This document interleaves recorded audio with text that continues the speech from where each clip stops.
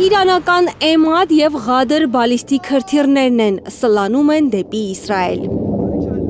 Իսլամական հեղափոխության պահապանների կորպուսի հրապարակած կադրերն են։ Սրանք նոր սերնդի միջին հեռահարության իրանական հրթիռներ են, որոնք առաջին անգամ են գործի դրել իրանցիները Իսրայելի դեմ պատերազմում։ Հրթիռներից մեկը հարվածել է տեղեկատվական տեխնոլոգիաների ընկերության շենքին, որը կիբերանվտանգության ծառայություններ էր մատուցում Իսրայելի պաշտպանության բանակին Բեեր-Շևա քաղաքում, հարավային Իսրայելում։ Microsoft-ի գրասենյակը նույնպես գտնվում է այդ շենքում։ Խոշոր հրդեհ է բռնկվել, մի քանի տասնյակ մարդ է զոհվել Իրանի հրթիռային հարվածից, բազմաթիվ վիրավորներ կան։ Իսրայելական Հայֆա քաղաքն է նորից դաժան հրթիռակոծության ենթարկվել։ Դրոնով նկարված կադրերում երևում է, թե ինչպես են ծովափնյա քաղաքների շենքերը վերածվել փլատակների։ Իսրայելն էլ հետ չի մնացել Իրանից, գիշերը ավելի քան 60 կործանիչով հարվածել է Թեհրանի տասնյակ ռազմական ու քաղաքացիական օբյեկտների։ Թեհրանում տեղակայված ներքին անվտանգության ստորաբաժանումների շտաբների վրա է գրոհել Իսրայելի պաշտպանության բանակը, հարվածել է նաև Թեհրանից հյուսիս-արևմուտք գտնվող Ռեշտ քաղաքին։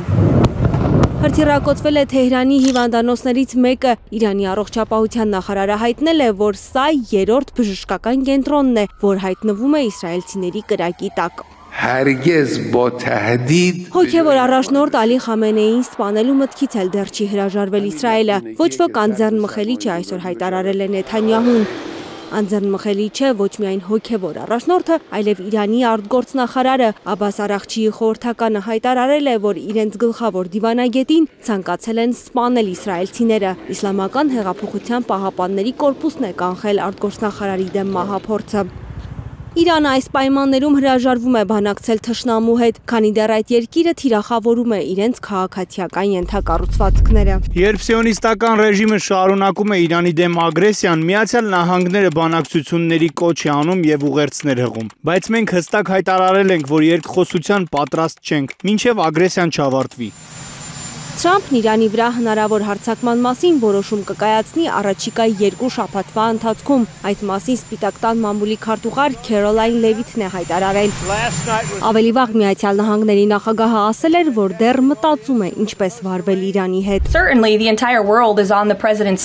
Իհարկե, ամբողջ աշխարհը նախագահի կողմից է, հատկապես երբ խոսքն այն մասին է, որ Իրանը չի կարող միջուկային զենք ստանալ։ Նախագահը ակնկալում է, որ Եվրոպան այդ ուղերձը ուղղակիորեն տեղ կհասցնի իրանցիներին։ Իսկ եթե հարցերը իր ուզած ձևով չլուծվեն, Միացյալ Նահանգների նախագահը ունի պլան B։ Ամերիկացի փորձագետները համոզված են, որ Թրամփը գործի է դնելու 13 տոննա կշռող բունկեր պայթեցնող GBU-57 հսկայական ռումբը։ Այդ ռումբը ըստ ամերիկյան աղբյուրների միակն է, որ կարող է ոչնչացնել Իրանի ստորգետնյա միջուկային արսենալը։ Իրանական միջուկային օբյեկտները փորված են լեռան մեջ գետնի խորքերում։ CNN-ը գրում է, որ GBU-57-ը համարվում է Թեհրանի միջուկային ծրագրի ոչնչացման բանալին։ Հասմիկ Սերոբյան, Սմբատ Ասլիկյան, Հայլուր։ Հայաստանում եւ աշխարհում տեղի ունեցող իրադարձությունների մասին առաջինն իմանալու համար բաժանորդագրվեք մեր ալիքին, սեղմեք զանգակը, որ բաց չթողնեք ամենահրատապը, ամենակարևորն ու հետաքրքիրը։